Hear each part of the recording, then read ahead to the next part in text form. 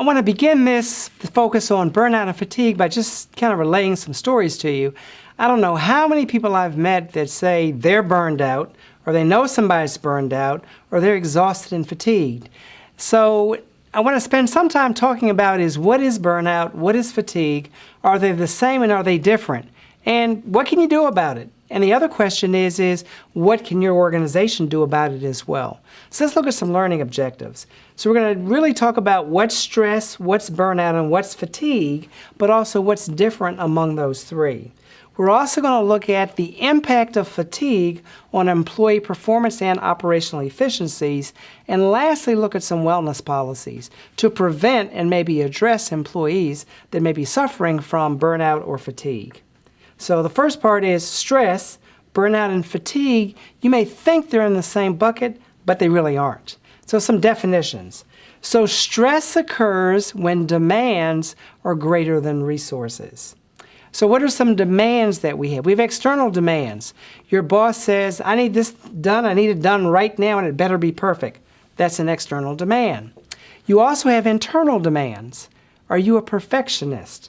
If you're a perfectionist, then that's an internal demand. Demands are okay, but if the demands are greater than your resources to meet those demands, then you have stress. So what's burnout? So burnout is a state of emotional exhaustion and depletion. People will say, I'm spent. So that's burnout. Think about burnout as you have a light or you have a candle, and then it flickers, and then psh, it's burned out. It's depleted. There's no more oxygen. Fatigue is your body's response to sleep loss or prolonged physical or mental exertion. So that's fatigue. So stress, burnout, and fatigue are not the same. So when you're saying to yourself, I'm burnt out, are you really burnt out? Is there a state of emotional exhaustion or depletion? Or are you just stressed? Or maybe you haven't slept well and you're fatigued. So let's look at a basic stress process model. So you have a stressor. So a stressor could be something that's internal, overly high expectations, perfectionism, or it could be external, a demanding boss, a coworker who does absolutely nothing. Then you're going to have an experience of stress. That experience could be physiological, could be psychological, could be relational, could be interpersonal. But if this experience of stress lasts a long time, you're going to exhibit strain. And when you exhibit the strain for a long period of time, then that could result in fatigue because you're mentally and physically exerted, and maybe it keeps you up so you get sleep deprivation. And if it really occurs for a long time, then that could result in burnout because you have emotional exhaustion. So let's look again some differences between stress overload and burnout. So for burnout, you have disengagement. So you actually become removed from the work. You also have blunted emotions or flat affect. So it's kind of like whatever, because it takes a lot of energy to get emotionally engaged. So if someone is angry, they're not burnt out because it takes a lot of energy to be angry. If somebody really complains, they're not burnt out because it takes a lot of energy to really complain. Also for burnout, there could be a sense of helplessness and hopelessness. So you have to watch out for those two symptoms of burnout because they also are related to symptoms of depression, the helplessness and hopelessness. There's also a loss of motivation because remember, you're emotionally exhausted. So you have no energy, you have no initiative. Also a loss of ideals and any hope. There's also what's called primary damage emotionally because you're spent, you're at your wit's end, if you will. And for some, if it's extreme, and again, this may be moving a little bit more into depression, it may seem as if work is not worth working or life is not worth living. So again, you want to be very careful about the terms that you use. So this is a famous curve. It's called the Yerkes-Dodson curve. So if you'll note on the bottom there, you have stress. And on the other axis, you have performance. So if you notice, performance is at its peak when there's what? A moderate degree of stress, which makes sense. Because if there's no stress, typically there's no motivation. But if there's a moderate degree of stress, higher motivation, peak performance. But what happens if you keep getting more and more and more and more stress? Then eventually performance drops. Yep. So you get the law of diminishing returns. You're over the top, if you will. Each one of us has our own curve. So the key for you to identify is what degree of stress has you perform at an optimal level. And your answer is going to be different from someone else's answer. So it's critically important that you identify that. Now let's go to a classic model called the Karasek job strain model. So this focuses on job stress in particular. So on the bottom you have job demands. So again, we're returning to that definition of stress. Stress is when demands are greater than resources. And then you have perceived job control. So it could be over decision making, could be over schedule, could be over task, could be over responsibilities. How much control do you have? So if we go to passive jobs, so passive jobs are low in demands, but it's also low in job control. So passive. Let's go to the top there, low strain jobs. So low in job demands, but high in control. Now let's go over, you see the high strain jobs, high in job demands, but low in job control, high strain. Those are stressful jobs. If we go to the top, high in job demands as well as high in job control, those are active jobs. So you really want to make sure that you're not working in a job with either low strain, particularly not high strain.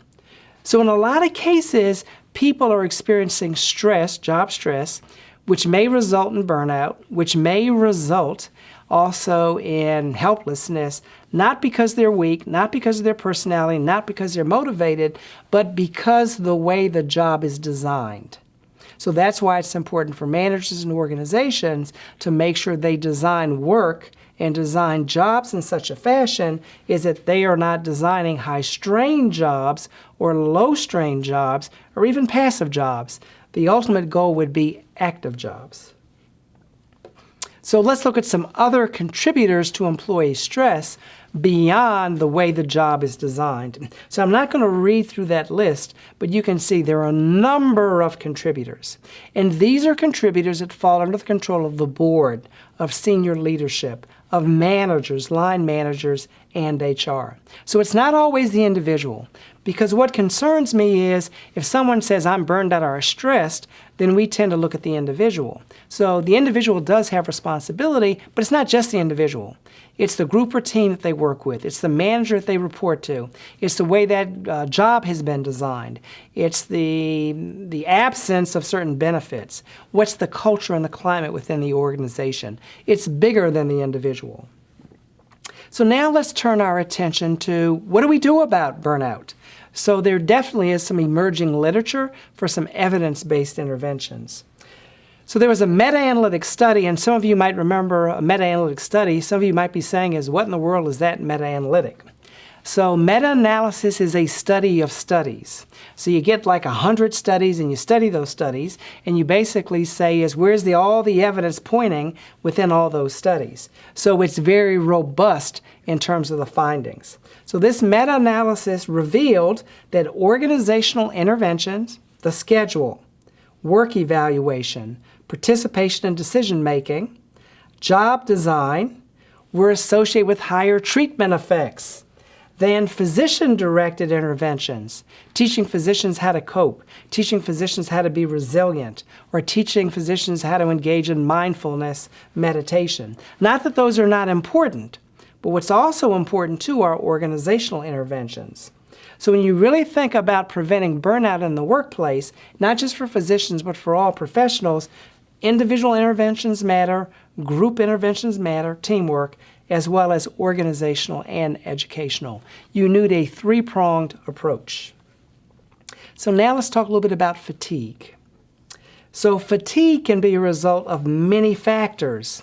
So if you note with these fatigue factors, some are personal, some are organizational. So fatigue really happens more on a day-to-day basis, because you could be fatigued one day and not another day. That's typically not the case for burnout. It's not as if you're burned out one day and not burned out the next day. With regard to stress, if it's acute stress, you could be under acute stress in the morning, but not in the afternoon. If it's chronic, it could last longer than a day. So if you really take a look at fatigue, there's the joint responsibility. So you have the responsibilities of the organization and you have the responsibilities of the worker. So the work-related ones are hours of work. So if you have a swing shift, I can guarantee you, you're going to be fatigued. If you have a swing shift, I can guarantee you that you're going to be fatigued.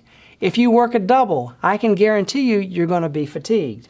So that's hours of work and schedule. What you also have is workload.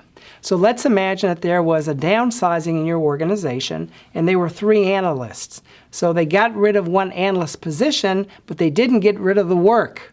So who has to do the work? 2 people now have to do the work of 3. You're going to be fatigued. Let's say the environment is such is that people are always talking about negative stuff and like downer stuff or angry stuff or toxic stuff and backbiting. You're going to be fatigued. So those are all work-related conditions. Now let's go to things more directly under your control.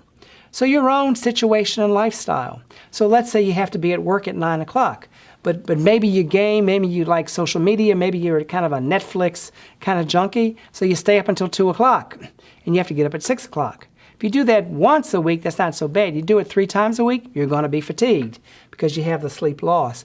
Or there also could be some medical disorders as well. So maybe it's chronic fatigue syndrome, maybe Epstein-Barr virus. Maybe you're in chronic pain, shoulder pain, and every time you turn over, you kind of wince in pain. So those are things that are more so under your responsibility with regard to fatigue. The key thing to remember about fatigue is you could be fatigued one day and not the next. So you can really intervene a little bit quicker with fatigue than you can with burnout. So let's look at some fatigue proofing strategies. So one is to really look at monitoring of schedules and monitoring of workload. Maybe sharing the work by working in pairs. Also double check systems as well to make sure that the scheduling is such is that people are not burning the candle at both ends. Maybe engage in some checklists as well. So the checklist can help to make sure you decrease any errors or mistakes.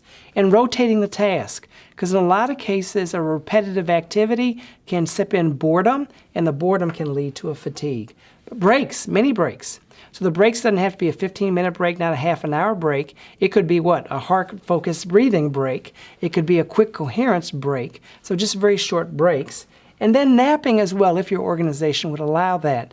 The ideal time for a nap is 15 to 20 minutes. So no more than 15 to 20 minutes. And you will feel refreshed even if you only go to sleep for 5 to 7.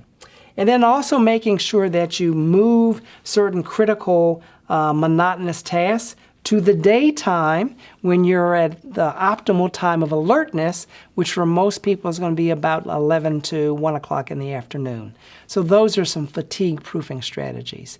So again, the point of this particular module was to take a look at what is stress, what is burnout, and what is fatigue, and to distinguish between the 3, but also the key lesson is this. There are certain things that you can do as an individual to try to prevent those, as well as remedy those, but it's not you alone. There are certain things the organization must do, and that leaders must do, and that managers must do. It's a two-way street.